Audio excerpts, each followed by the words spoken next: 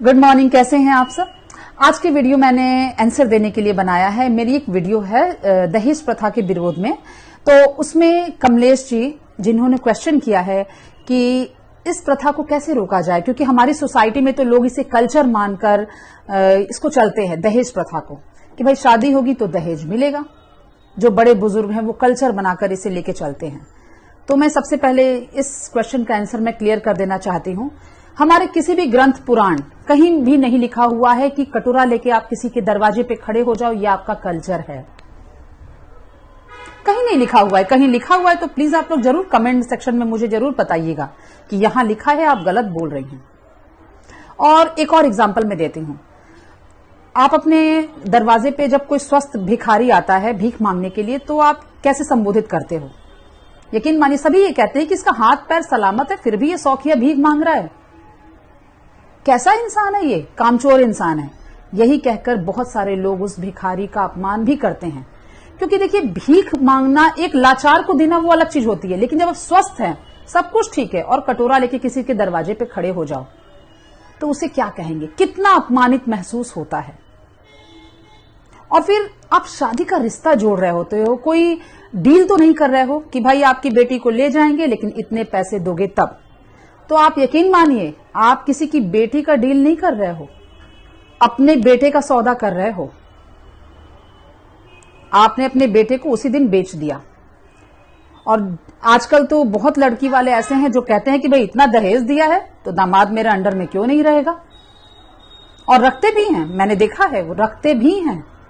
तो यकीन मानिए, इस प्रथा को जितनी जल्दी हो सके छोड़ने की कोशिश करिए, नहीं तो वो घर जमाई वाली जो प्रथा है ना, वो जल्दी चालू हो जाएगी कि भाई जो दहेज देगा वो आपके यहां अपनी बेटी क्यों रखेगा। अरे 25 लाख 30 लाख 1 करोड़ जो दहेज देगा वो दामाद कोई नहीं घर ले जाएगा कि मैंने खरीद लिया है, चलो घर चलो। आप में दम नहीं है, आप शादी मत करिए। और आपने एक और बात कही है कि पैसे की जरूरत, समाज में कहते हैं लोग कि पैसे की जरूरत तो सबको है, तो पैसे तो लेंगे ही ये लोग।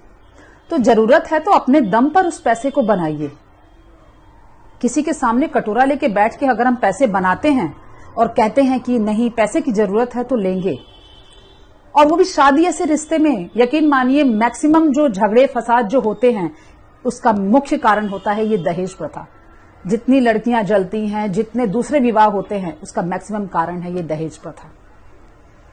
और किसी कल्चर में कहीं नहीं लिखा हुआ, इसका विरोध सदियों से होता आया है, लेकिन कुछ ऐसे लोग जो नाकाबिल हैं समाज में, वो दहेज लेते हैं।